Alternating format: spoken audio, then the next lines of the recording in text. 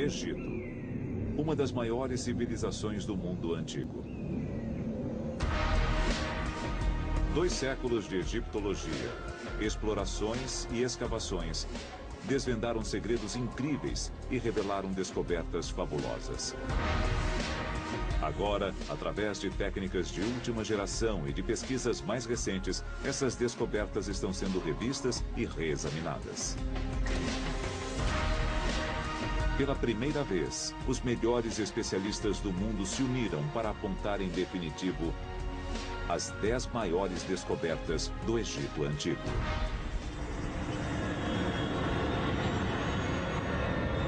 O Egito na história. Cada uma dessas 10 grandes descobertas é um tesouro em si. Mas não é só isso. Elas são chaves de acesso para uma das civilizações mais extraordinárias que o mundo já conheceu. Essas descobertas são portas para o passado, que nos permitem saber como os antigos egípcios viviam, o que pensavam e o que faziam. Objetos encontrados décadas e até séculos atrás ainda representam um desafio. Eles devem ser decodificados. Como mensagens secretas transformaram esta simples tumba numa máquina de ressurreição. As próprias cenas e as palavras inscritas nas paredes das tumbas são como códigos de computador ou um manual de instruções. O que há por trás da onda de violência que profanou as tumbas mais belas do Egito? Sem dúvida era crime organizado. Grupos de homens organizados e bem estruturados. Por milhares de anos, os egípcios fizeram construções numa escala sem igual. Como eles o fizeram? Não se sabe, ao certo, como pessoas com ferramentas simples e muito suor conseguiram erguer um monumento tão impressionante. Durante 3.000 anos, sua cultura resistiu às muitas invasões, sobrevivendo a todos os seus rivais. Os egípcios tinham um senso de cultura tão forte, uma história tão longa, que na realidade mudaram mais seus invasores do que foram mudados por eles. Eles criaram uma superpotência que dominou durante mais tempo que qualquer outra da história. Agora, a ciência, a tecnologia e as pesquisas mais recentes irão revelar a vida e a mentalidade dos egípcios. O Dr. Zahi Hawass é o maior arqueólogo do Egito atualmente e é o guardião de todas as antiguidades egípcias. Trabalhando com uma equipe de cientistas renomados e percorrendo o país de uma ponta a outra, ele irá nos guiar através das maiores descobertas do Egito. Vamos levá-lo numa aventura, da qual você jamais esquecerá. A primeira descoberta revela o equipamento engenhoso que levou o Egito a se tornar uma das maiores civilizações da antiguidade. Esta descoberta foi um milagre. Ela mostra o talento dos egípcios. E, surpreendentemente, esse avanço tecnológico está guardado em uma embarcação. Barco do faraó Khufu. Há mais de 4.500 anos, o faraó Khufu ordenou a construção da Grande Pirâmide. O que ele enterrou sob ela é tão impressionante quanto a própria pirâmide. O mais impressionante nesta descoberta é como os egípcios, 4.600 anos atrás, construíram este barco incrível. O barco de Khufu é o artefato mais extraordinário do mundo. Seu comprimento equivale a 13 andares de altura. Ele tem 1.200 peças e foi montado com pedacinhos de madeira e uma espécie de costura. O sítio em Gizé foi escavado muitas vezes. Mas essa descoberta ocorreu por acaso. A descoberta aconteceu totalmente por acidente. Muitas grandes descobertas sempre acontecem por sorte. Foi em 1952. O arqueólogo Kamal El-Malak estava supervisionando a limpeza de uma área ao lado da Grande Pirâmide. O lado sul da pirâmide estava completamente coberto de detritos e fragmentos de pedra, e eles começaram a limpar a área. Quando estavam limpando, eles encontraram placas de calcário enormes, cuidadosamente assentadas. Curioso, El-Malak fez um pequeno buraco numa delas. Quando aquele homem olhou ali dentro, ele me disse: Senti o cheiro de história. Ele descobriu 41 blocos enormes de calcário que pesavam entre 17 e 20 toneladas. Eles cobriam um fosso profundo com mais de 30 metros de extensão. Mas foi o conteúdo do fosso que deixou os egiptólogos empolgados.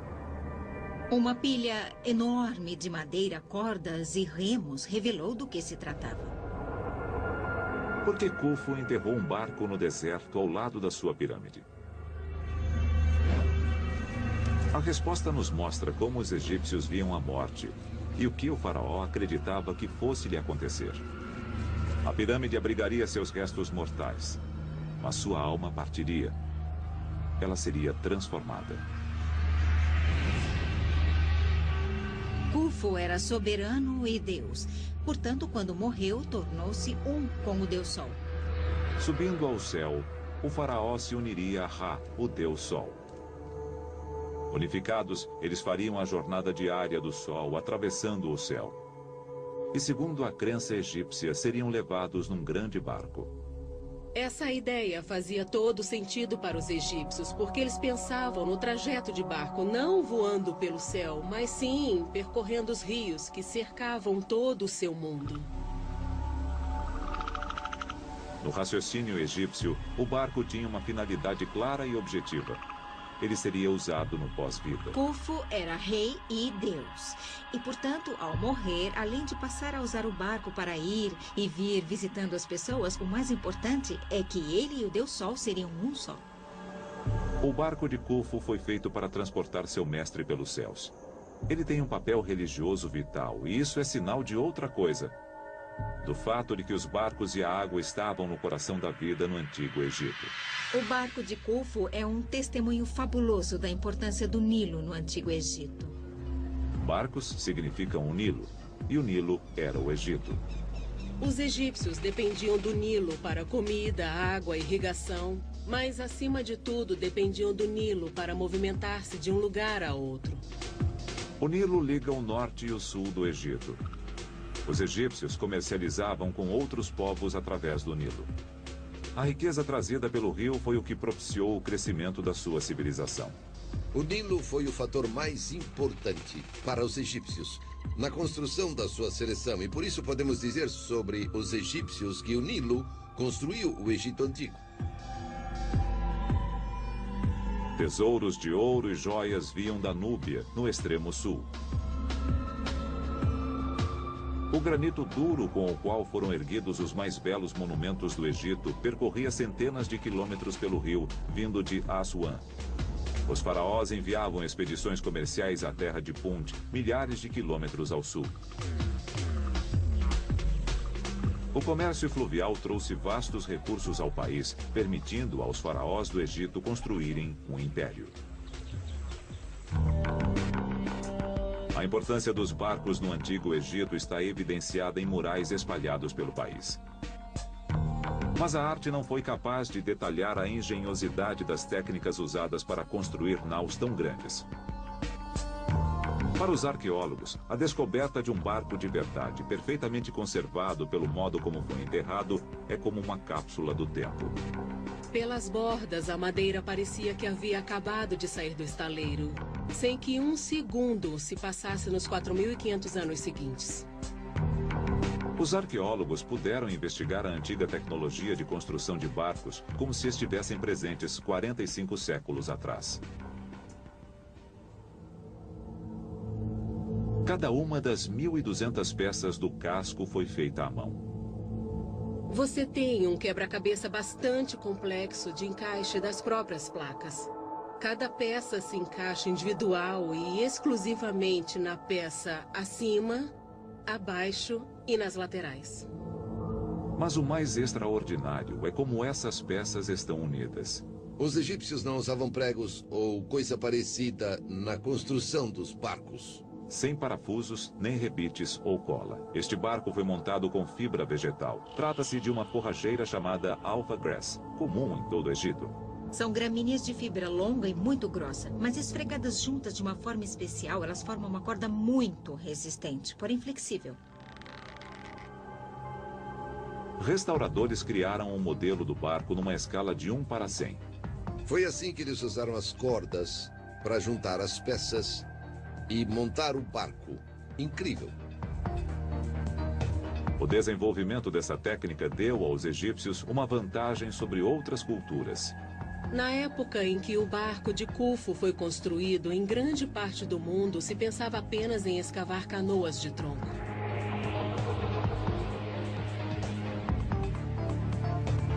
A tecnologia das placas de madeira costuradas permitiu aos egípcios construir embarcações muito maiores que das culturas rivais.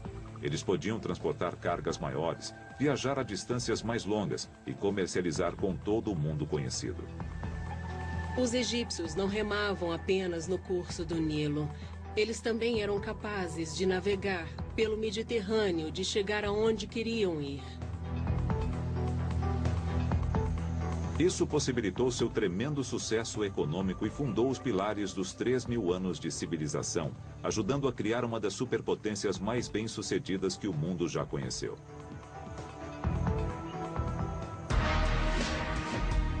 O barco de Khufu é a primeira das 10 maiores descobertas do Egito, porque os barcos animaram o nascimento de um império.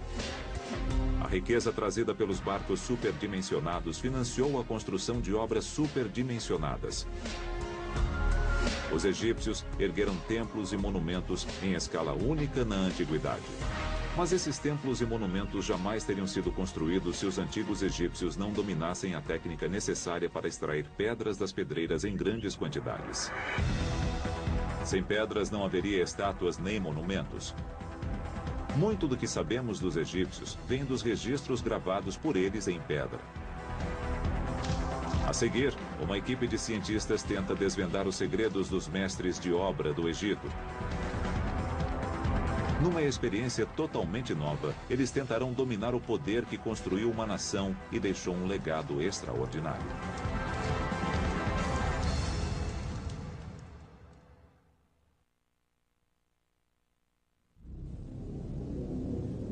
As maiores descobertas da egiptologia nos permitem vislumbrar uma grande civilização que perdurou por 3.000 anos.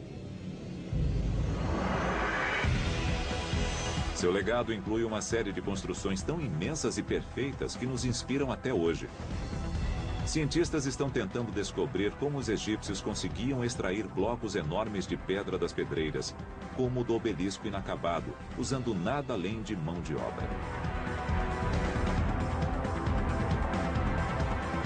Eles o ergueram no local como prova para nos mostrar como os egípcios cortaram um obelisco.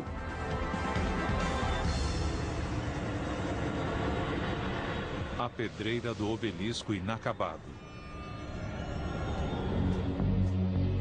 O obelisco inacabado pesa mais de 1.000 toneladas. Mais do que 500 picapes grandes. Ele está localizado na antiga pedreira de granito em Aswan, no Alto Egito. O obelisco nunca foi retirado da pedreira. Arqueólogos já tentaram entender por que, depois de tanto trabalho, ele foi abandonado. Se terminado, teria 10 andares de altura. Decorado com imagens e hieróglifos, ele teria sido um componente vital no conjunto de um templo. O obelisco era o símbolo de ligação entre o rei e o Deus Sol. Obeliscos são peças de uma precisa tecnologia espiritual. Para os egípcios, o obelisco era um símbolo do sol, era um raio do sol, portanto era uma espécie de condutor de energia. Funcionando como um para-raio espiritual, os obeliscos coletavam e canalizavam a energia dos céus. Ele tem de ser uma peça única de pedra. Se quebrasse, significaria que o raio do sol seria quebrado e o poder de Deus seria partido. Por isso, quando os engenheiros descobriram uma rachadura no obelisco em Aswan, ele foi abandonado. Foi um golpe de azar para os antigos egípcios, mas um golpe de sorte para a ciência moderna. Uma coisa em arqueologia que é quase tão importante quanto o sucesso é o fracasso. Indícios no próprio obelisco e ao seu redor revelam como os antigos trabalhadores das pedreiras extraíam pedras enormes. Como uma máquina fotográfica de 1.000 toneladas, ele oferece um instantâneo de um trabalho em realização 3.000 anos atrás. A partir de um experimento totalmente inédito com indícios do obelisco inacabado, os cientistas pretendem demonstrar como isso era possível. Começamos a descobrir coisas incríveis que enriqueceram nosso conhecimento sobre os obeliscos pela primeira vez. Adel Kelani passou a vida investigando antigas técnicas de extração em pedreiras. Este é um bom exemplo de rachaduras naturais nas camadas de granito. Localizá-las antes de iniciar o trabalho é muito importante. O granito tem falhas naturais onde a rocha já enfraqueceu. Identificando essas falhas, os antigos engenheiros podiam iniciar o processo de separar a pedra do leito de rocha. Ficava mais fácil cortar a pedra porque, embora fosse necessário quebrar alguns pedaços, contava-se com um plano de fraqueza para separar a pedra com maior facilidade. Numa segunda fase, os trabalhadores batiam com trituradores manuais de pedra para desgastar a pedra. Essas marretas primitivas eram feitas de dolerito, uma rocha bem mais dura que o granito. Mas a técnica era demorada e tempo era luxo do qual os trabalhadores das pedreiras não dispunham. Os faraós queriam sempre seus monumentos concluídos depressa. Muitos se preocupavam se viveriam tempo suficiente. O tempo médio de reinado de um faraó era de menos de uma década, e nenhum faraó confiaria seu legado ao sucessor. Seus monumentos poderiam durar por toda a eternidade, mas o tempo em vida para construí-los era muito curto. Basta ver a quantidade de obeliscos e de estátuas de granito espalhados pelo Egito para constatar que os trabalhadores das pedreiras encontraram uma solução. Sob as pedreiras, os cientistas encontraram pistas que nos indicam que solução foi essa. O que nós temos aqui é a história, como num livro aberto.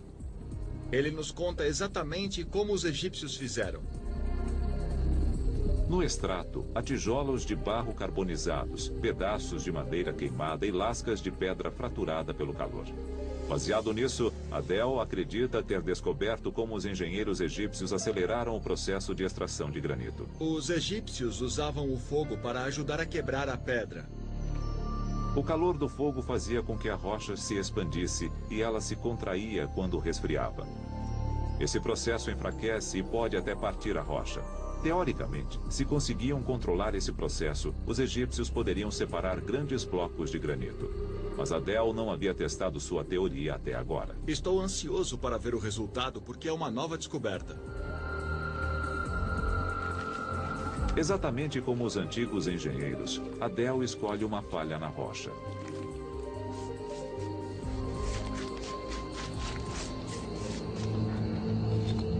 Tijolos de barro encontrados no sítio do obelisco inacabado sugerem que os antigos engenheiros construíam uma parede para conter e controlar o fogo.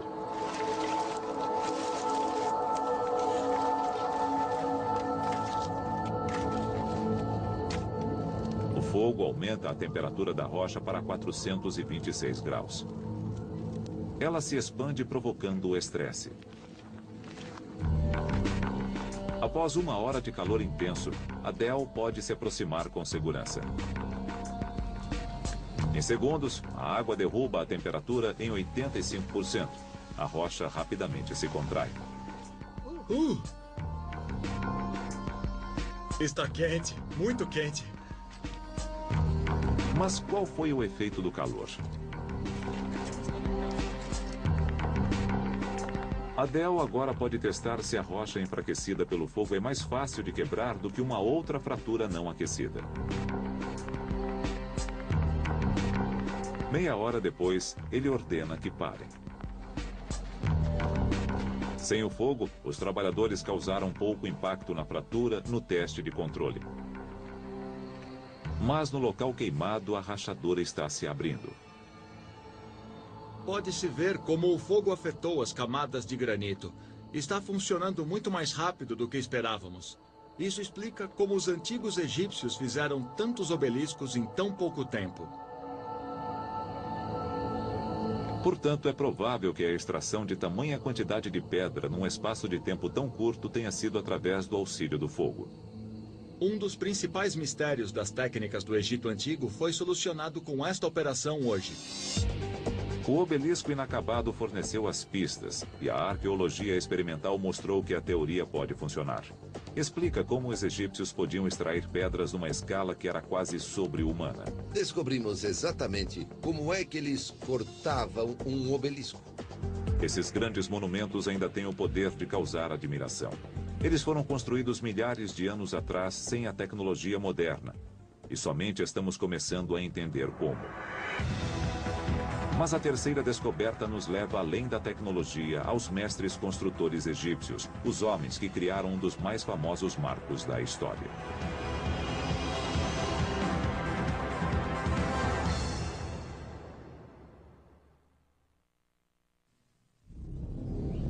As maiores descobertas feitas no Egito revelam segredos de uma civilização poderosa e dramática que durou 3.000 anos.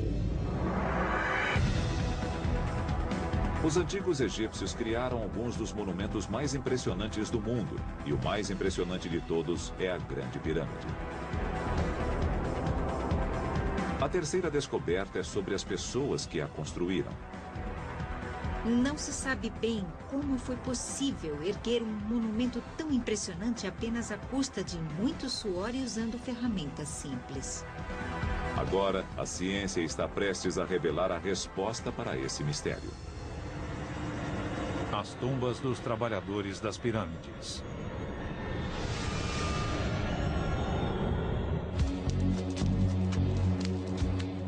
Até pouco tempo, a visão que se tinha do Egito era de faraós e nobres comandando gigantescos exércitos de escravos.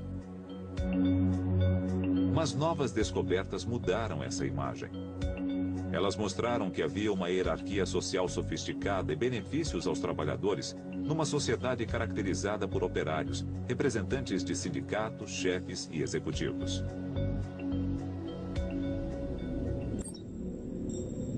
As pirâmides ficam em Gizé.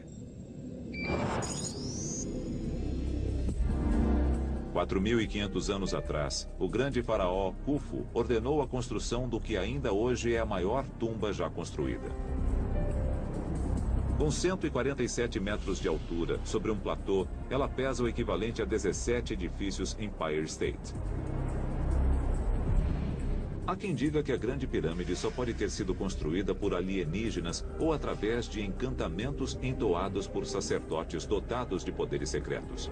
Isso porque sua escala praticamente desafia qualquer explicação lógica. Até recentemente, acreditava-se que ela fora erguida por grupos de milhares de escravos.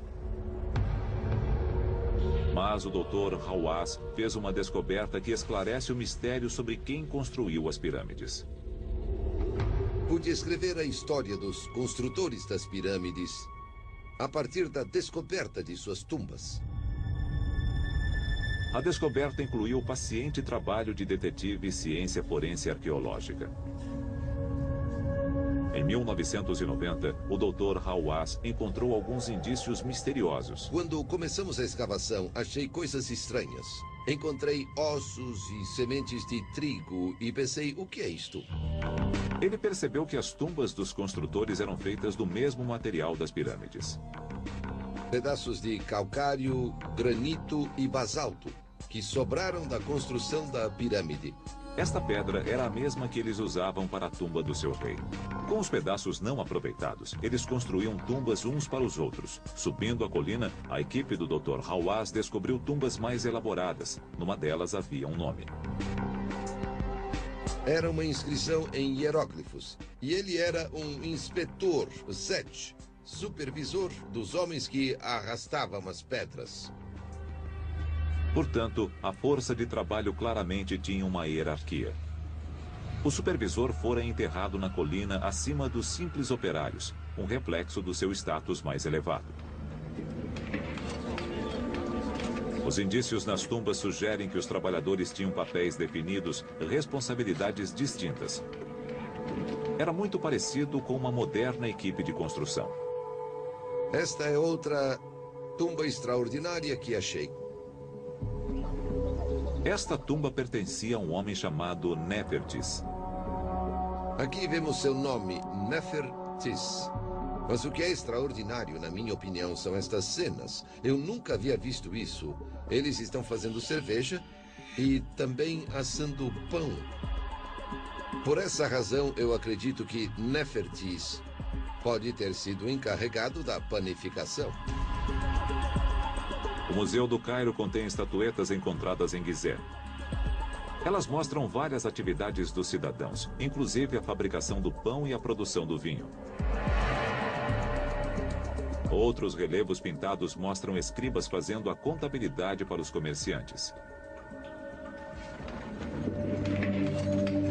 Mais uma vez, há indicações de uma força de trabalho organizada numa estrutura conhecida como numa moderna comunidade industrial. E eles parecem ter sido valorizados e bem cuidados. Indícios revelam que havia um sistema de assistência médica. Descobrimos que muitos operários sofriam acidentes, como pedras que caíam nas mãos e nas pernas. Eles movimentavam pedras pesadas. Todos os esqueletos de homens e mulheres mostram problemas nas costas. No entanto, indícios forenses revelaram que o nível de tratamento médico que eles recebiam era surpreendentemente sofisticado. Janet Mond é fisioantropóloga, especializada no estudo de ossos antigos. Vimos indícios claros de que, em algum momento, muito antes da morte do indivíduo, o osso foi fraturado. Os ossos estão bem reposicionados e provavelmente ficaram imobilizados durante algum tempo. Podemos dizer, pelos padrões de hoje, que o processo de solidificação foi perfeito nesses indivíduos. Foi um bom trabalho. Obviamente, esses trabalhadores eram muito valorizados pelos seus empregadores. Ser um operário era um privilégio raro. Eles eram bem pagos, bem tratados e o trabalho era, inclusive, fácil. As tumbas dos construtores de pirâmides revelam uma estrutura organizada de profissionais e artesãos especializados dentro de uma força de trabalho bem ordenada. Eles tinham o apoio de um sistema sofisticado de bem-estar para os operários. Essa descoberta prova algo importante. As pirâmides não foram construídas por escravos. Como as tumbas de Gizé pertenciam a pessoas comuns, elas aparentemente foram ignoradas pelos caçadores de tesouros. Uma outra tumba, que se manteve lacrada durante 35 séculos, produziu a descoberta mais conhecida da egiptologia. A tumba do mais famoso dos faraós, Tutancâmon.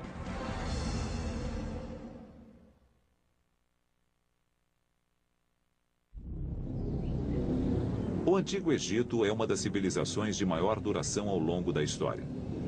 E foi governada pelos reis mais poderosos. Estas são estátuas de homens de verdade. Quem e como eles eram? Arqueólogos estão tentando descobrir a resposta na tumba do faraó Tutancâmon. Este não é o ícone para uma estátua, é o ícone do mundo todo. Quem era o homem por trás da máscara dourada? O tesouro de Tutancâmon.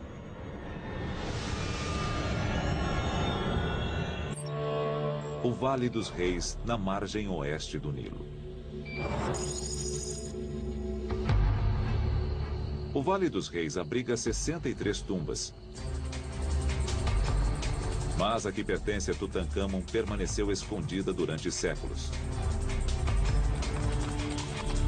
Em 1922, o grande explorador e egiptólogo Howard Carter partiu em sua busca.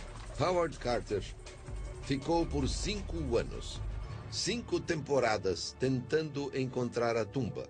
Até que certa manhã, quando os operários começaram a limpar os arredores, encontraram 15 degraus que levavam à entrada da tumba. A tumba estava a 10 metros de profundidade na rocha de calcário do vale. A entrada no fundo da galeria estava fechada. Carter fez um buraco. E naquela sala ele viu coisas maravilhosas. Além do corpo do faraó, a tumba guardava mais de 3.000 tesouros enterrados com ele. Desde então, a tumba vem atraindo egiptólogos interessados em examinar e analisar a múmia e seus tesouros. E agora os arqueólogos podem ir mais a fundo do que nunca. Eles podem ver o menino rei como ele nunca foi visto antes. Arqueólogos estão recorrendo à ciência médica moderna para estudar seu corpo de 3.500 anos. Com aparelhos de tomografia computadorizada, milhares de radiografias do corpo são agrupadas formando uma imagem tridimensional. A tomografia é uma maravilha para a arqueologia. Podemos realmente ver tudo. Podemos ver como este rei morreu, quando ele morreu. Podemos ver tudo isso. Os especialistas estão investigando um misterioso orifício na nuca de Tutancâmon. Seria esse o ferimento que o matou. Se você olhar o crânio, vai constatar que existe um buraco na nuca. É uma lesão grave nas vértebras superiores e até a base do crânio, no forame magno, onde eles se conectam. O ferimento é condizente com uma lesão sofrida pela vítima de uma agressão. Esse orifício levou à conclusão que o menino de ouro foi assassinado. Mas o jovem rei teve mesmo uma morte violenta? Pode haver uma pista no antigo processo de mumificação. A mumificação é tão antiga quanto o próprio Egito. Ninguém sabe ao certo por que os antigos egípcios passaram a mumificar os mortos. Mas presumivelmente, como as pessoas e animais que morrem no deserto ressecam-se naturalmente, os egípcios teriam constatado que eles ficavam perfeitamente preservados. A primeira coisa que os egípcios faziam era desidratar o corpo. E para isso utilizavam um tipo de sal chamado natro. Sem ele, era impossível mumificar. O natro funciona como os sachês de sílica gel usados hoje em dia para evitar umidade nos equipamentos eletrônicos. O natro é uma mistura de sal e bicarbonato de sódio. E ele age retirando todo o líquido do corpo. Aí se produz uma múmia. Mas certos órgãos contêm água em excesso para serem mumificados como são. Os órgãos deixados no corpo apodreceriam e explodiriam. Portanto, o passo seguinte seria remover os órgãos e o cérebro. Eles decepavam a cabeça e a escavavam, deixando o crânio vazio. Poderia o ferimento na cabeça ser consequência do processo de mumificação e não uma lesão que o matou? Na Universidade da Pensilvânia, Janet Mond estuda as tomografias da múmia de Tutancâmon. Quando o ferimento ocorre antes da morte do indivíduo, e sendo em geral no osso ou no tecido, constata-se uma certa regeneração na sobrevida. Essa parece uma lesão pós-morte. Pode ser algo que ocorreu durante o processo de mumificação. O orifício no crânio de Tutancâmon é consistente com o tipo de orifício feito durante o processo de mumificação. Não tem coisa nenhuma a ver com assassinato, nada disso. Não houve crime algum. Como o rei morreu, permanece um mistério. Mas a ciência pode nos ajudar a descobrir como ele viveu, para entender a mentalidade e a vida de um soberano do Egito. Aparentemente, o faraó não era tão imponente quanto sua máscara mortuária sugere. Ele tinha um belo queixo quadrado. Mas fora isso, seu rosto era bastante fino, magro. É claro que não se faz brincadeiras com o rei. Mas num pátio de escola, creio que ele seria um menino apelidado de dentuço ou alguma coisa parecida com isso.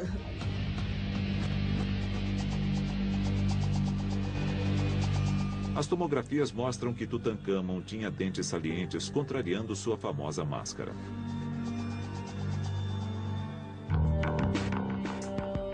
O tesouro com o qual o rei menino foi enterrado revela mais. A tumba de Tutancâmon produziu mais riquezas que todas as outras descobertas feitas no Egito juntas. Sua famosa máscara foi enterrada com 6 bigas inteiras e milhões de dólares em ouro. Mas o que torna a tumba extraordinária é que ela foi encontrada absolutamente intacta. Além de toda a fascinação pelo tesouro, por todo o ouro medido praticamente em centenas de quilos, temos um conjunto completo do sepultamento de um faraó do Egito. Os artefatos, até certo ponto, revelam a personalidade do faraó. Eles foram feitos no mesmo padrão que aqueles que ele teria usado em vida. Para nós é impressionante que eles tenham se empenhado tanto para criar algo como as pequenas tampas de jarros de alabastro, que são maravilhosas obras de arte, mas que não eram destinadas aos olhos do público, e sim para serem enterradas com o rei e não mais serem vistas. O tipo de artefato e o cuidado com o qual foram feitos nos dão uma ideia de como Tutancâmon viveu. Os egípcios acreditavam que a pós-vida se parecia muito com esta vida, só que melhor, e que se deveria levar tudo consigo.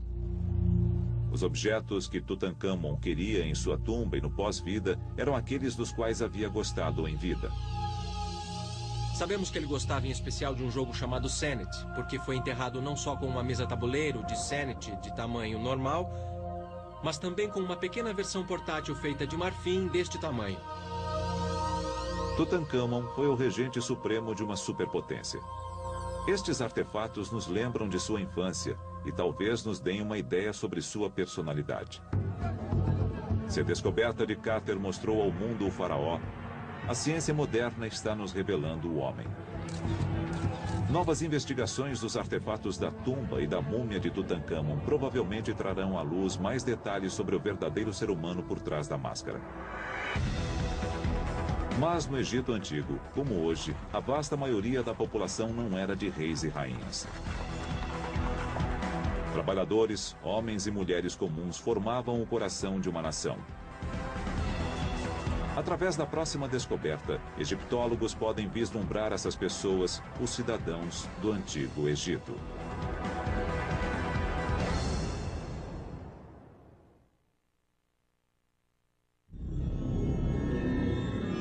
Dez grandes descobertas feitas no Egito revelam uma civilização extraordinária.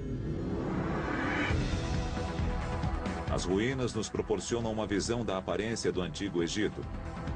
No entanto, conhecer o comportamento do seu povo é muito mais difícil. É apenas uma pequena fresta para podermos espiar um pouco o que era a vida no Antigo Egito. A quinta descoberta proporciona uma chance de entender a vida dos cidadãos comuns na cidade dos construtores de tumbas. A cidade dos construtores de tumbas.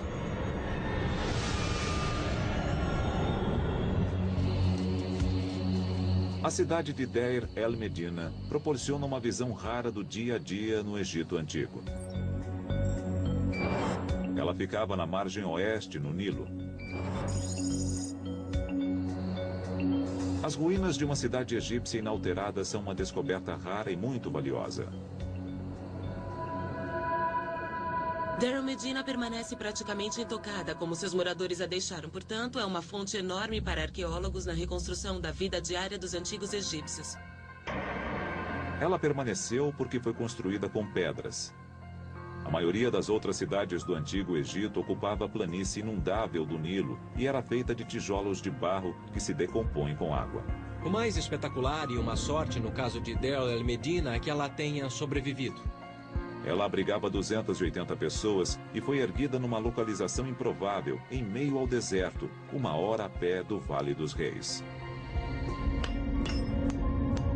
Isso leva os arqueólogos a acreditar que ela foi erguida propositalmente para abrigar as pessoas que trabalhavam no vale. Eles eram encarregados das obras, da construção e também da decoração das tumbas dos reis no vale. Aparentemente, cada família ocupava uma casa própria de um pavimento. Esta é a porta de entrada de uma casa e creio que este homem era um dos supervisores e também uma pessoa muito influente. Artesãos, ourives e construtores de tumbas tinham status elevado numa terra em que a maioria da população trabalhava duro e por muitas horas na lavoura. Os operários tinham um emprego até que bastante confortável e, ao que tudo indica, eles trabalhavam de 2 a cada 3 dias. Ganhavam peixe e vinho em ocasiões especiais e provavelmente gostavam do seu trabalho. Além de construir as tumbas dos faraós, os habitantes de Deir el-Medina construíram também as suas. E examinando o trabalho artístico nas paredes, arqueólogos começam a juntar as peças das vidas dos que moravam ali. Podemos aprender muito sobre o dia a dia através das tumbas de Deir el-Medina. A produção artística mostra uma movimentada comunidade de indivíduos prósperos e bem-sucedidos. Mas as pinturas nas paredes revelam como os moradores dos vilarejos queriam ser vistos e não como eram de fato. Estudando as tumbas, analisando os monumentos, nós vemos que eles estão no seu melhor, com as melhores roupas, vivendo uma vida ideal. Mas era uma idealização. Mas existem outros indícios que fornecem pistas sobre a vida particular dos cidadãos. Todo tipo de coisa acontecia, coisas que eles não queriam necessariamente que se soubesse. As pistas estão por toda parte. Os penhascos em volta da cidade eram de calcário, e qualquer pedaço que se soltasse numa placa como esta era uma superfície para escrita em potencial. E esse potencial foi plenamente explorado pelos moradores de Deir el-Medina. No Antigo Egito, isto equivaleria a um bloco de anotações. Podia-se, por exemplo, simplesmente se abaixar e apanhar uma pedra do chão e pronto. Material para escrever. As lascas, conhecidas como óstraco, eram usadas para documentar anotações oficiais e particulares também. O fato de que os óstracos eram usados para a troca de mensagens entre amigos fornece aos especialistas uma visão única do que antes era desconhecido nos registros arqueológicos. Podemos ver como eram os verdadeiros egípcios quando estavam à vontade. Os óstracos revelam como eles passavam seu tempo livre. Gostavam de beber e, obviamente, gostavam de fornicar e adoravam fofocar. Pelos óstracos, podemos reconstruir como era a vida 3.000 anos atrás. Como eles viviam, tudo sobre eles está escrito aqui, no calcário. Os indícios encontrados em Deir el-Medina revelam que seus moradores não levavam uma vida muito diferente da nossa. Esta descoberta nos revela pela primeira vez não as coisas sobre reis e rainhas que sempre sabemos, mas nos falam das pessoas comuns, da vida das pessoas comuns. Mas eles viviam entre as tumbas dos mortos. O povo egípcio era muito espiritualizado e acreditava que, do além-túmulo, os mortos continuavam influenciando todos os aspectos da vida.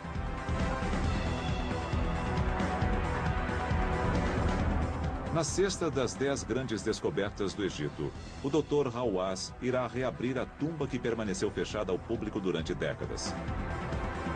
Ele revelará o que para os egípcios era um supercomputador mágico com 274 metros de comprimento.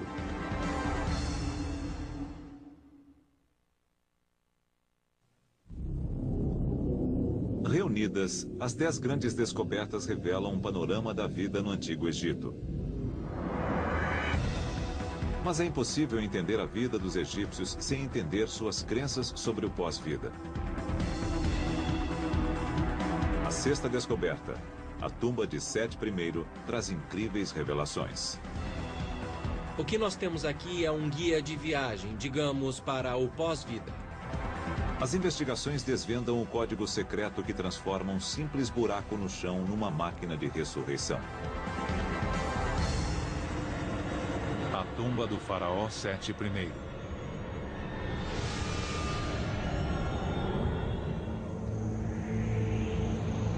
O Vale dos Reis contém 63 tumbas. Uma das maiores é a do faraó Sete I. Ela fornece um tesouro de informações sobre o comportamento dos antigos egípcios com relação ao pós-vida. A tumba de Sete I é realmente uma das mais extraordinárias que temos no Vale dos Reis. A tumba de Sete fica no Vale dos Reis, na margem oeste do Nilo. No final do verão de 1817, um explorador italiano chamado Giovanni Belzoni chegou ao local. Belzoni havia trabalhado no circo, mas dedicou-se à egiptologia como segunda carreira. Através de um estudo cuidadoso da geologia do vale, ele descobriu 8 tumbas em apenas 2 semanas. E na terceira semana, Belzoni mais que dobrou o número de tumbas descobertas. Mesmo assim, foi somente na manhã de 16 de outubro de 1817 que Belzoni fez a descoberta que selaria em definitivo sua reputação. Quando Belzoni encontrou esta tumba em 1817, foi como um milagre. Seus olhos brilhavam. Ele encontrou um pequeno corredor e viu que estava intacto também. Para proteger os murais da umidade e da respiração dos visitantes, a tumba de Sete é fechada ao público. Mas como chefe do Conselho de Antiguidades do Egito, o Dr. Hawass é a única pessoa no mundo com poder para permitir sua abertura. Vou levá-los agora por um grande motivo. Mostrar ao público que esta tumba é a mais fantástica.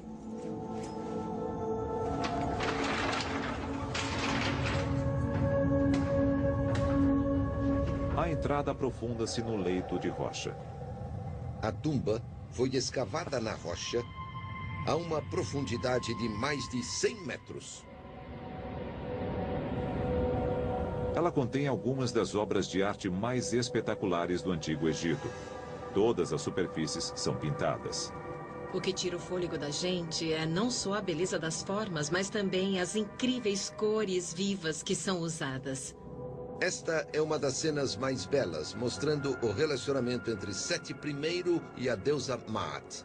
É extraordinário como em todas as cenas, como podem ver, ela o está abraçando, mostrando que o apoia e o abençoa para que ele parta para o após-vida. Os arqueólogos estão analisando as obras de arte para entender melhor o que os egípcios acreditavam que aconteceria com o faraó após a morte.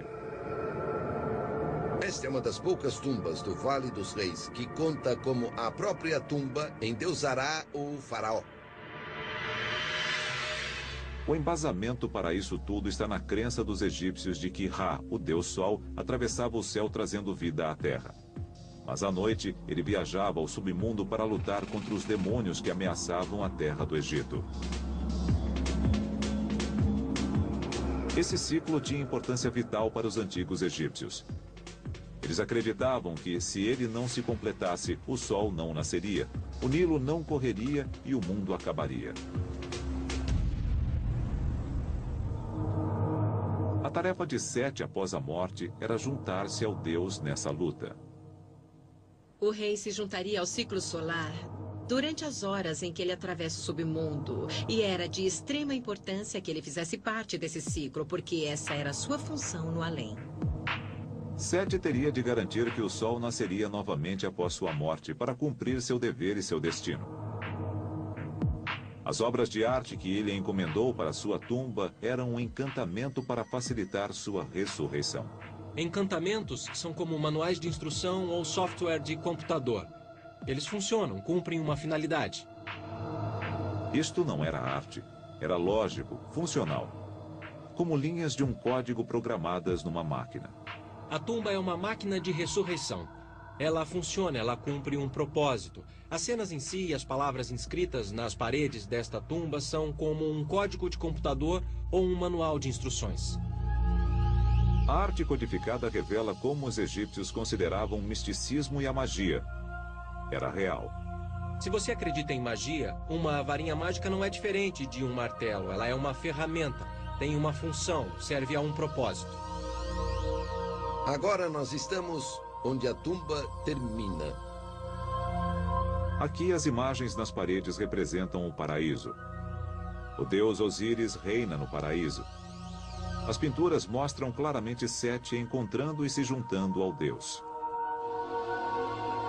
Como poderia Sete estar com Osíris no paraíso se exatamente no mesmo momento estava no submundo combatendo os demônios?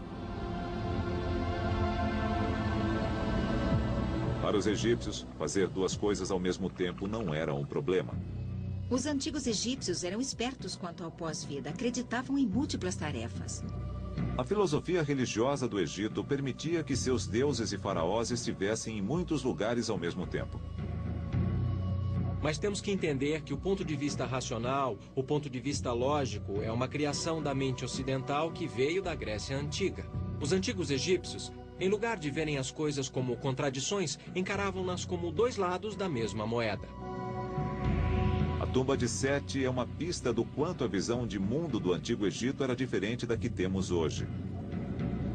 Eles tinham muitas crenças que achamos estranhas, como faraós que se tornam deuses, almas que estão em dois lugares ao mesmo tempo e objetos e imagens que têm poderes mágicos reais e práticos. Eles veneravam seus deuses em templos que estão entre os maiores da história. A sétima descoberta revela que o Antigo Egito foi construído numa escala maior do que se imaginava e que suas conquistas mais impressionantes ainda podem estar enterradas.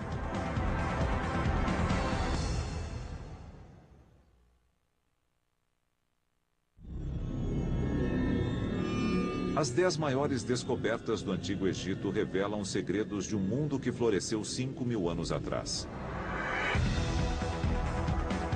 Mas algumas estimativas sugerem que 70% das ruínas egípcias ainda estão enterradas. O Egito é único entre as civilizações do mundo porque no país inteiro há templos e tumbas abaixo do solo. São monumentos como o Templo Perdido de Akhmin. O Templo Perdido de Akhmin.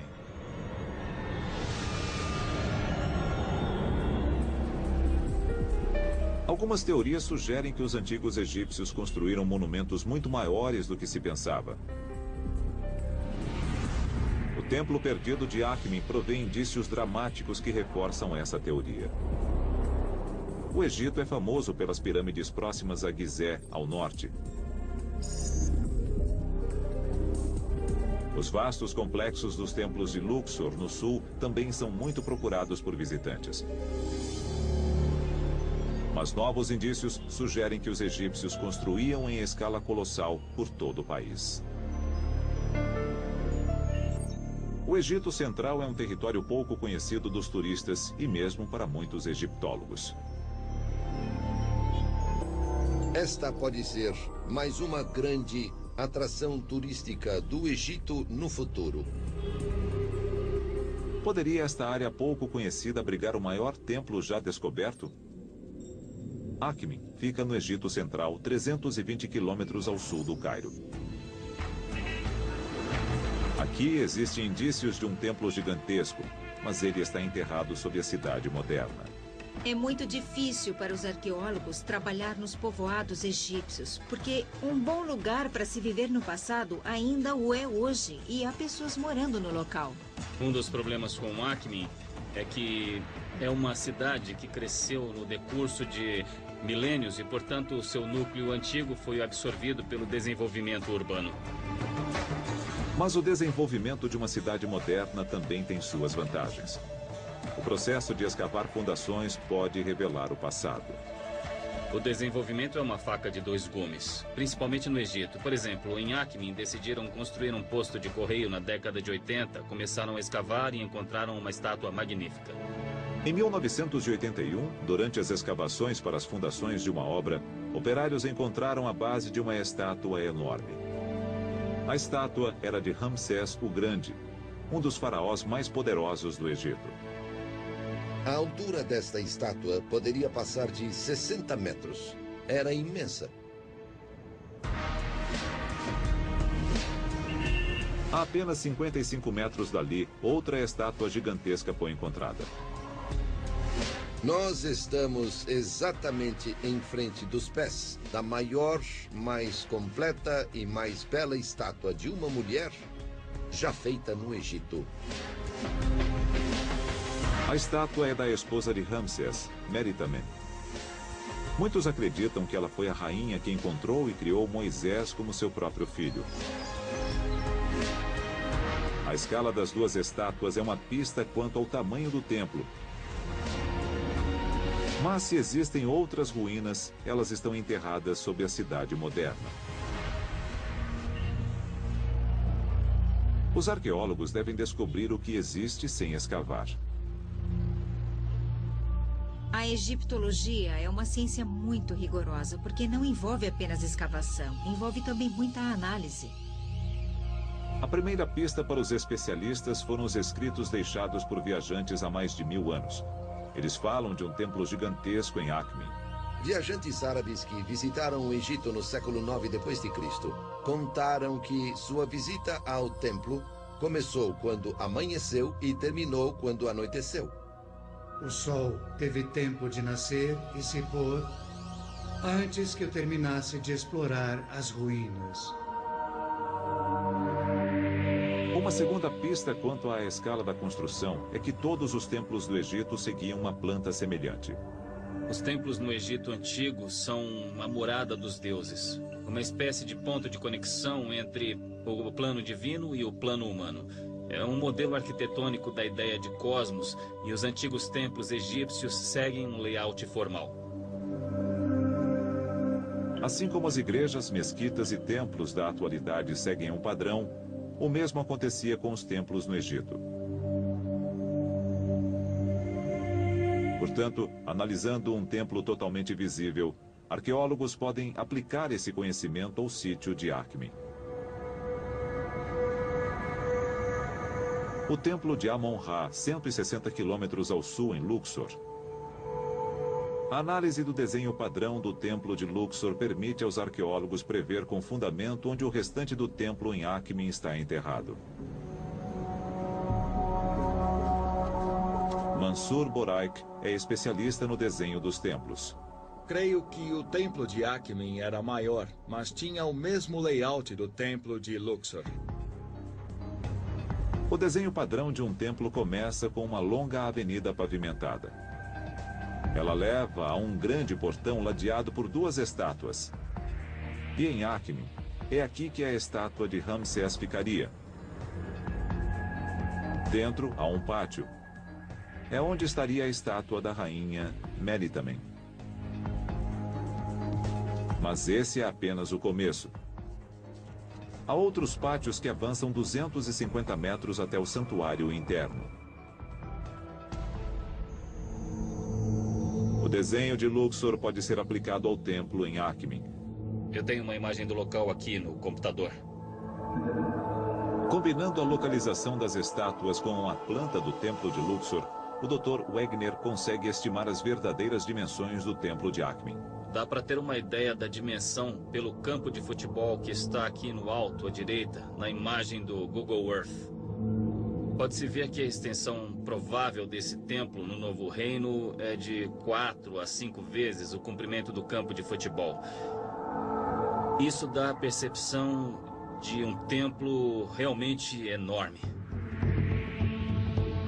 Mesmo sem uma escavação complementar, essa análise permite aos arqueólogos afirmar que o templo em Akhmin foi construído em escala gigantesca. Este pode ser o início do templo e o santuário deve estar aqui, sob as casas. Novas escavações e desdobramentos serão necessários para que a extensão do templo seja revelada com exatidão.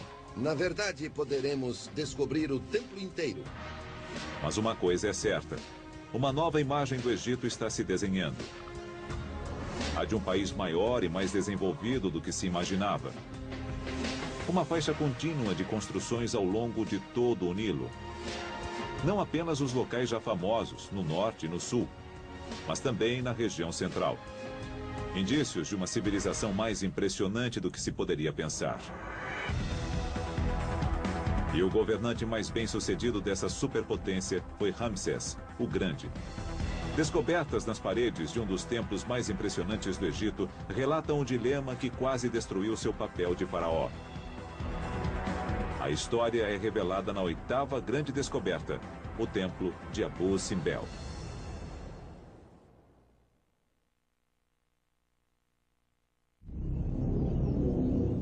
Das tumbas aos templos, os mistérios do Antigo Egito vêm encantando o mundo há séculos. Um dos mais significativos é também um dos maiores. Com as 4 estátuas de Ramsés o Grande ladeando a entrada, é o templo de Abu Simbel. O epítome do ego de Ramsés, por assim dizer, ou da sua divindade, a natureza espetacular das suas conquistas é com certeza Abu Simbel. O grande templo de Abu Simbel.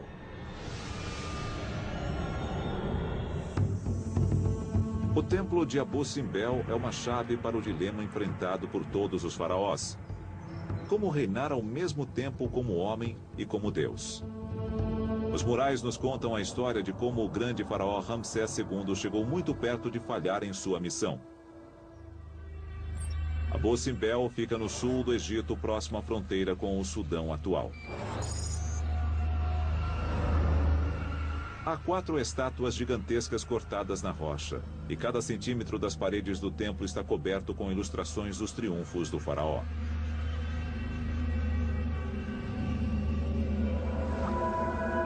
Em 1871, quando o aventureiro e pioneiro egiptologista Giovanni Belzoni chegou ao local, o templo estava encoberto por areia. Belzoni pôs-se a trabalhar retirando milhares de toneladas de areia.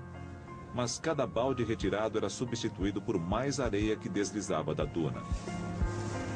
Quando estava quase desistindo, ele encontrou uma solução simples para o problema aparentemente impossível. Molhada, a areia ficaria no lugar. O plano foi um sucesso. Após 4 anos de trabalho árduo, ele finalmente encontrou a entrada do templo, tornando-se o primeiro homem em séculos a adentrá-lo.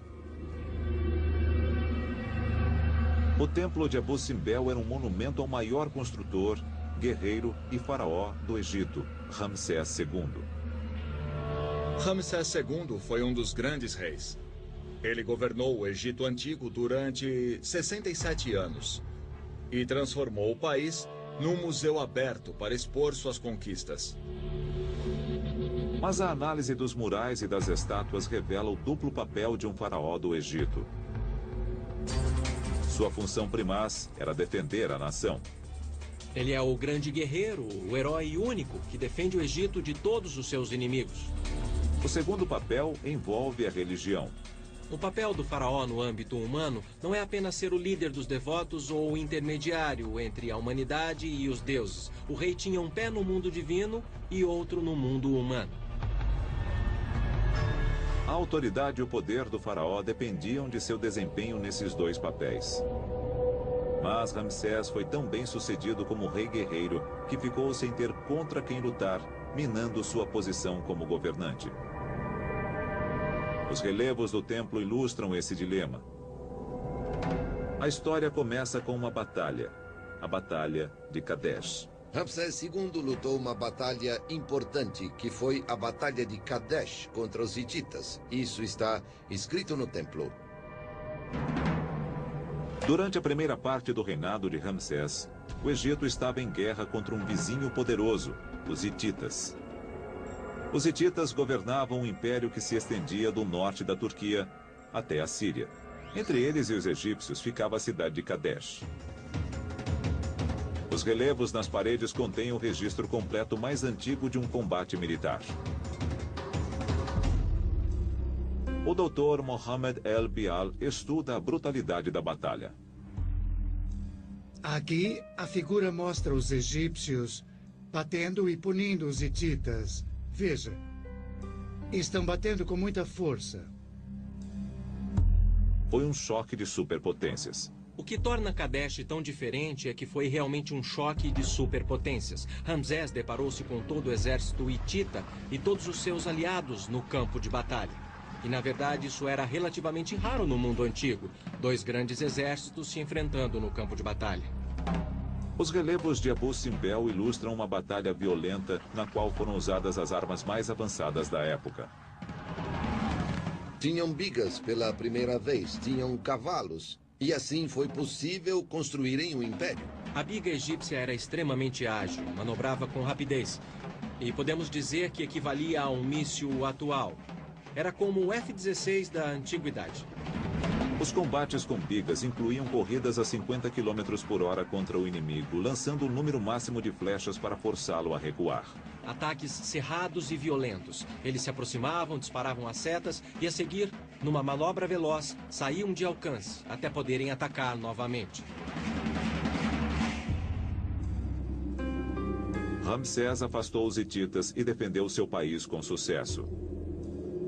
No 21º ano de seu reinado, ele assinou um tratado de paz com o Império Hitita.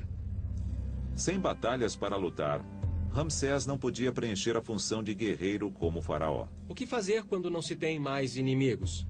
Ramsés estava diante de um problema político. Abu Simbel revela a solução que Ramsés encontrou. E ele resolveu isso partindo para o extremo oposto e enfatizando seu papel religioso. Como não podia mostrar que era um guerreiro porque não havia mais contra quem lutar, ele podia dizer: eu sou um deus vivo. Ramsés declarou sua divindade. A essa altura, Ramsés pôs ambos os pés no mundo divino e tornou-se um deus vivo 24 horas por dia.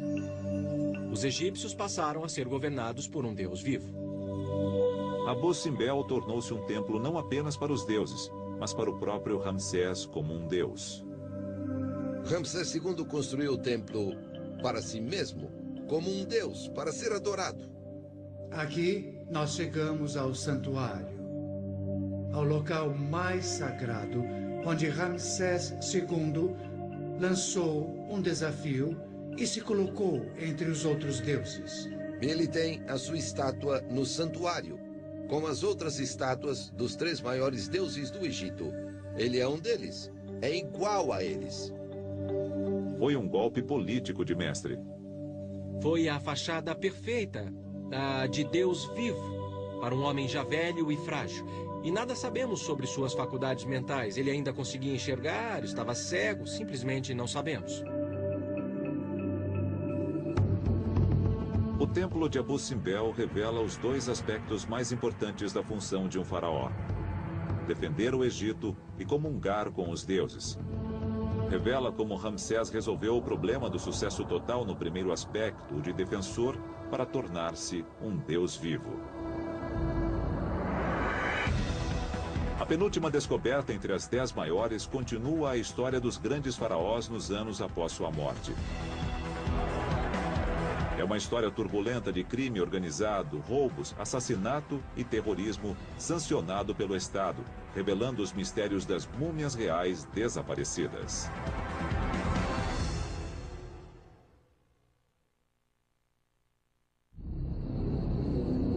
As 10 grandes descobertas do Egito nos permitem saber sobre a vida num império que durou 3.000 anos.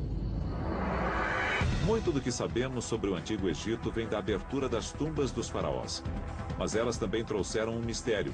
Repetidas vezes, as tumbas foram encontradas vazias. As múmias dos faraós estavam desaparecidas. Uma das mais importantes descobertas na arqueologia egípcia foi o esconderijo real. Os egiptólogos viram-se diante de um verdadeiro quem é quem dos grandes reis. Caverna secreta das múmias.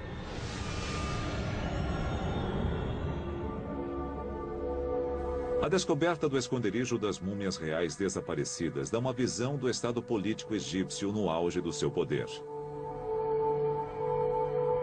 É uma história de crime organizado e terrorismo sancionado que quase destruiu a nação.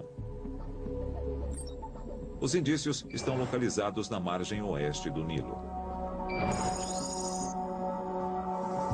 O Vale dos Reis contém 63 tumbas de alguns dos maiores faraós do Egito. Quase todas as tumbas foram encontradas vazias, sem os tesouros e as próprias múmias. Mas, a cerca de 5 quilômetros do Vale dos Reis, há um outro desfiladeiro. Nele não há tumbas, e acreditava-se que ali também não havia segredos. Mas em 1980, um pastor estava procurando uma cabra perdida. Numa fenda a meio caminho subindo um dos penhascos, ele encontrou a entrada de uma caverna. E quando ele entrou, encontrou um corredor de uns 60 metros, escavado na rocha. Dentro dele estava o conteúdo de mais de 50 tumbas, inclusive as múmias de alguns dos maiores faraós da história. Para resolver o enigma e descobrir por que as múmias estavam ali, os arqueólogos tiveram de analisar a situação política e social do Egito há 3.000 anos. A seca e as lutas internas entre facções políticas rivais estavam levando o país à anarquia. Todos esses problemas, a questão ecológica, política, as invasões estrangeiras levaram ao colapso do sistema, quando um sistema de governo complexo, que só conseguiria enfrentar uma ameaça por vez, vê-se diante de muitas delas ao mesmo tempo, esse sistema não aguenta e tudo começa a desmoronar. A sociedade começou a ruir. A população viu-se diante da fome e da miséria. A necessidade de ouro levou as pessoas aos lugares onde sabiam que ele seria encontrado, as tumbas dos faraós. À noite, as pessoas entravam e ficavam procurando pelas múmias. Elas invadiam as tumbas e quebravam tudo. Esses atos de sacrilégio nasceram do desespero. Uma vez que o limite entre a civilidade e o caos é cruzado, nada, nem a crença nos deuses, nem o temor do sacrilégio e da condenação eterna, irá evitar o roubo das tumbas e a violação dos templos. Mas não foram atos praticados por criminosos esporádicos. Sem dúvida era crime organizado. Grupos de homens organizados e bem estruturados, inclusive com uma espécie de hierarquia interna. O roubo das tumbas tornou-se uma atividade econômica, de fato. Isso criou um dos primeiros exemplos de crime organizado da história. Literalmente todos entraram no negócio de roubar tumbas. Todos estavam envolvidos, desde os mais altos escalões do governo, que não participavam diretamente dos roubos, mas faziam vista grossa e recebiam sua parte. Mas havia alguns sacerdotes do templo de Luxor que ainda se consideravam guardiões da religião egípcia, dos templos e das tumbas dos faraós. E eles resolveram salvar e esconder as múmias. Eles queriam proteger os reis. Levaram todas as múmias e as enterraram aqui. Longe de todos. E nunca revelaram esse segredo. O fato de os sacerdotes salvarem as múmias permitiu aos cientistas estudar os restos mortais de alguns dos governantes mais poderosos da antiguidade. Fechando os olhos e recuando milhares de anos no tempo, podemos imaginar este rei vivo. Após sua descoberta, as múmias foram levadas para o Museu Egípcio no Cairo, onde estão guardadas em condições estéreis.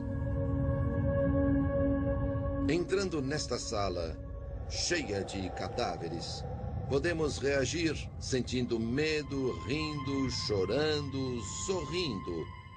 Mas através da ciência, pela primeira vez, estas múmias falarão conosco. O mais interessante é o que não está aí. Os faraós eram enterrados com tesouros incalculáveis, mas nenhuma das múmias foi encontrada com algo de valor. Examinando os sarcófagos violados, nós podemos constatar que o ouro e outras joias preciosas foram sistematicamente retirados de alguns deles. Isso fornece indícios para uma teoria da conspiração de alto nível. Se alguém está roubando uma tumba no meio da noite com medo de ser morto ou atingido pelos deuses, vai fazer isso às pressas, com medo, e vai agarrar tudo aquilo que puder e fugir. Mas os objetos foram retirados dos corpos metodicamente. Isso sugere que foi obra dos próprios sacerdotes. As mesmas pessoas que salvaram as múmias retiraram as últimas peças de ouro e joias que ainda restavam. Embora os sacerdotes tenham salvado e também roubado as múmias, eles deixaram para a ciência um legado valiosíssimo. É uma faca de dois gumes, porque podemos dizer que eles fizeram uma boa coisa escondendo as múmias num lugar secreto e as protegendo desse jeito, mas eles também as roubaram. As investigações da ciência forense revelam a vida real dos grandes faraós. Mas desta descoberta podemos também entender um pouco sobre a sociedade no Egito Antigo. Uma sociedade à beira da anarquia. Quando a nação desmoronou, outros impérios rapidamente tiraram vantagem. E o Egito sofreu centenas de anos com invasões. Mas em vez de ser destruída, a cultura egípcia era tão forte que os invasores acabaram adotando os costumes e crenças do seu novo lar.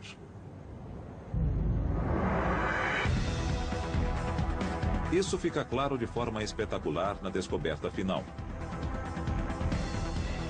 Os indícios estão tanto sob quanto sobre as areias do deserto. Se formos ao subsolo, encontraremos múmias cobertas de ouro. Centenas de múmias perfeitamente preservadas, cobertas de ouro.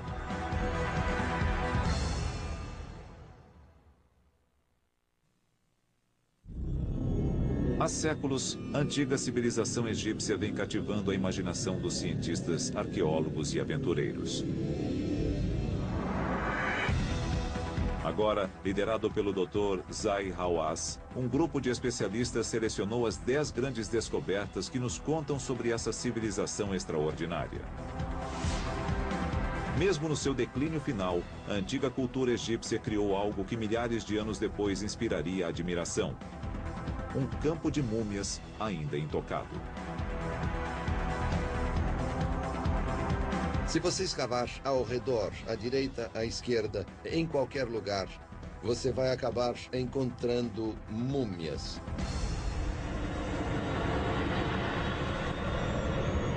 Vale das Múmias Douradas. No decorrer de sua história, o Egito foi atacado por muitos impérios. Os indícios mostram que a cultura egípcia teve força para resistir e perdurar. A cultura egípcia, a sociedade egípcia, as crenças religiosas egípcias conquistaram os conquistadores. Oásis de Bahariya, no deserto ocidental. A primeira pista de que esta área é incomum está na própria areia. Ossos e crânios estão espalhados pelo vale. Os restos de esqueletos são de cadáveres enterrados. Eles foram escavados por animais selvagens, um sinal dos segredos que se escondem sob a areia. A descoberta não foi feita por um aventureiro ou arqueólogo. Inclusive, o descobridor não podia sequer falar. A descoberta aconteceu por acidente. Em 1994, um asno se perdeu no deserto. Quando o dono foi procurar o animal, encontrou-o empacado, olhando para um buraco no chão. Ele olhou dentro do buraco e viu as múmias. Eu vim para cá e começamos a escavação. Foi como um sonho. A descoberta de tantas múmias intocadas é uma dádiva incalculável para a ciência moderna. Nos primórdios da arqueologia egípcia, muitos cemitérios foram escavados pelos primeiros arqueólogos, mas os corpos, os ossos e as múmias foram descartados, ficaram dispersos. Os primeiros exploradores muitas vezes descartavam as múmias na sua busca por tesouros. As múmias se perderam de uma forma que choca os arqueólogos modernos. Foram usadas até como combustível para cozinhar. As múmias encontradas em Bahariya oferecem um recurso raro, não contaminado e preservado. Temos toda uma população, geração após geração, no mesmo lugar. 2000 anos atrás, o Egito foi invadido pelos romanos que se espalharam pelo país. As múmias enterradas no vale são desses romanos. Elas datam de 300 a.C. O Egito era visado porque era um dos países mais ricos do Mediterrâneo. Ele tinha todo o ouro da África, tinha cereais, tinha todos os recursos do faraó. Seria uma joia da coroa de qualquer império. Os povoados foram destruídos com o tempo. Mas o estudo das múmias revela que nada conseguia destruir a cultura egípcia. Os egípcios tinham um senso de cultura tão forte, uma história tão longa, que na realidade mais mudaram seus invasores do que foram mudados por eles. Estas são múmias de romanos, mas eles foram enterrados conforme a cultura egípcia. A mumificação começou em 3000 a.C. e continuou no decorrer de toda a história do Egito até o período romano. Antes de chegarem ao Egito, os romanos embrulhavam seus cadáveres em faixas de linho. A maioria das primeiras múmias traz o rosto completamente coberto. Mas os egípcios produziam sarcófagos e máscaras mortuárias com rostos. Aqui temos uma máscara com rosto, e todas as outras múmias têm máscaras. As máscaras revelam a mudança do estilo romano para o egípcio, à medida que os invasores se naturalizavam. Nós podemos ver a unificação cultural, a fusão acontecendo bem diante dos nossos olhos, geração após geração. Mas as múmias têm um outro segredo. Para investigá-lo, algumas foram removidas para instalações onde foram limpas e restauradas. Aqui, em caixas seladas, as máscaras revelam ainda mais sobre a cultura egípcia. As múmias estão cobertas de ouro. Os antigos egípcios adoravam o ouro. Obviamente, era um dos materiais mais caros da antiguidade, mas o mais importante é que os egípcios acreditavam que o corpo dos deuses era feito de ouro. Isso nos dá uma ideia das crenças dos antigos egípcios sobre a reencarnação e o pós-vida. Com a morte, o ser se transforma de mortal em divino. E é por isso que eles estão cobertos de ouro, às vezes no rosto, outras vezes até no sarcófago. Isto é uma indicação da transformação do estado mortal em divino. As múmias são indícios de que os romanos adotaram o uso do ouro em suas crenças religiosas. No entanto, o desenho dos rostos reflete a influência romana dos novos colonizadores.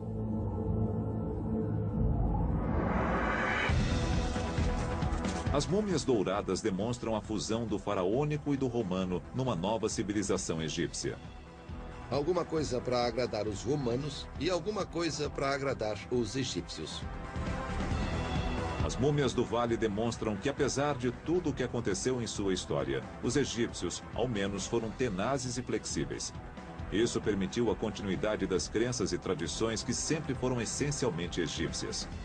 O senso de identidade deu a eles uma espécie de estabilidade para descartar um império e acolher o que viesse a seguir. Agora que revelamos as 10 descobertas mais importantes do Egito, podemos reuni-las. Iremos montar um quadro do mundo dos antigos egípcios, mundo esse que continua supremo e cativante até o presente.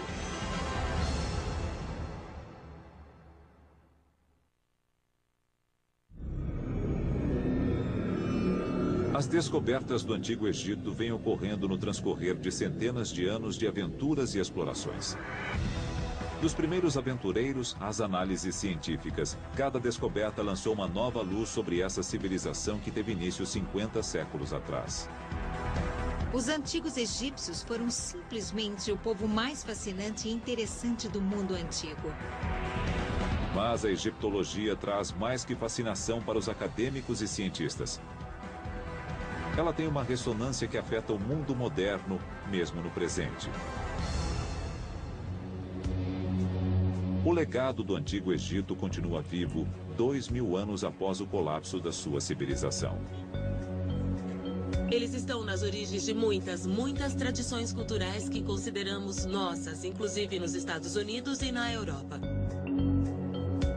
Um dos legados mais importantes dos egípcios para o mundo moderno é a ciência da medicina.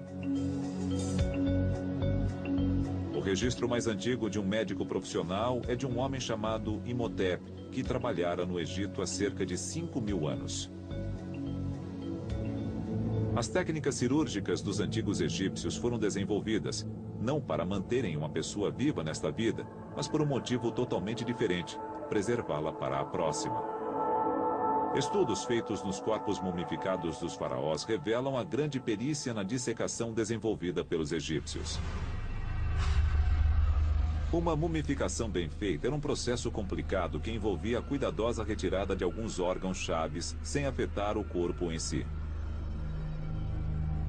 Como em muitas instâncias da cirurgia moderna, era necessário um conhecimento profundo de anatomia. Em alguns casos, esse conhecimento foi passado sem qualquer alteração através das eras, chegando aos modernos livros de medicina.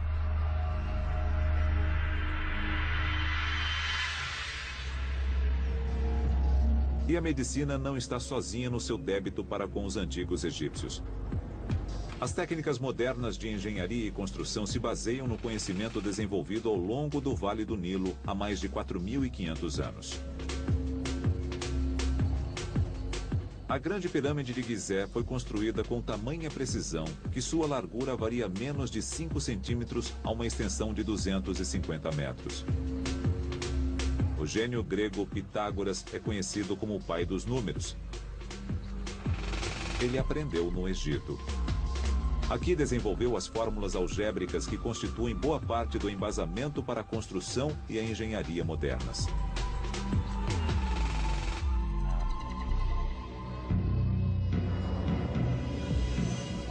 Quanto mais os cientistas estudam o mundo dos antigos egípcios, mais revelam o quanto devemos a essa civilização. A busca por novas descobertas continua a cada dia.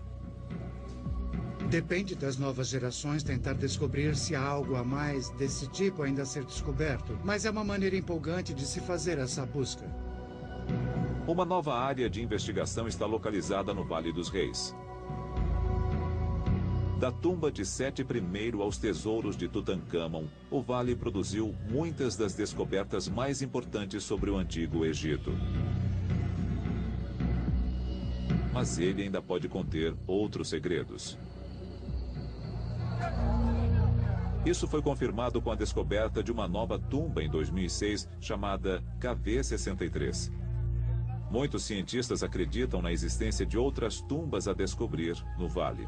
Creio que nem todos os túmulos dos faraós foram encontrados. As oportunidades ainda estão lá. Os textos registram um número muito maior de faraós do que o número de tumbas encontradas. E isso é o mais estimulante, porque é uma validação da teoria. Novas análises científicas vêm revelando maneiras de iniciar a busca por novas tumbas. Os arqueólogos sugerem que os antigos egípcios sondavam a fraqueza natural das fraturas na rocha para facilitar a escavação de novas tumbas. Portanto, encontrando a zona de concentração de fraturas e extrapolando a tendência, o construtor de tumbas a acompanharia com muita sorte por todo o caminho, quase em linha reta. Richard Parizek está sondando essas fraturas no Vale dos Reis. Esta é uma zona de concentração de fraturas e podemos constatar que o padrão das fraturas é bastante evidente. Se os engenheiros da antiguidade escavavam ao longo das fraturas milhares de anos atrás, então as fraturas são bons lugares para se procurar por uma nova tumba hoje. É uma orientação para a busca. Pode-se dizer que ao sair procurando, inclua isto como parte da sua técnica. Só o tempo dirá se esse enfoque irá produzir uma descoberta tão extraordinária quanto a múmia do rei Tutankhamon. Mas numa coisa os arqueólogos concordam: há mais descobertas a serem feitas. As futuras gerações terão uma ideia diferente das 10 maiores descobertas e sua importância, graças aos métodos científicos que continuam evoluindo na arqueologia. Conforme os cientistas seguirem os passos de pioneiros como Carter e Belzoni, novas descobertas continuarão existindo. Nunca se sabe que segredos se escondem sob as areias do Egito. Estes segredos revelam não apenas os mistérios de um império extraordinário, mas também o poderoso legado que 3.000 anos de civilização deixaram para o mundo moderno. E enquanto o mundo moderno continua a se maravilhar com as maiores descobertas da atualidade, as descobertas futuras prometem render mais admiração, mais conhecimento e uma visão mais aprofundada com respeito a uma das principais civilizações da história: a duradoura civilização dos antigos egípcios.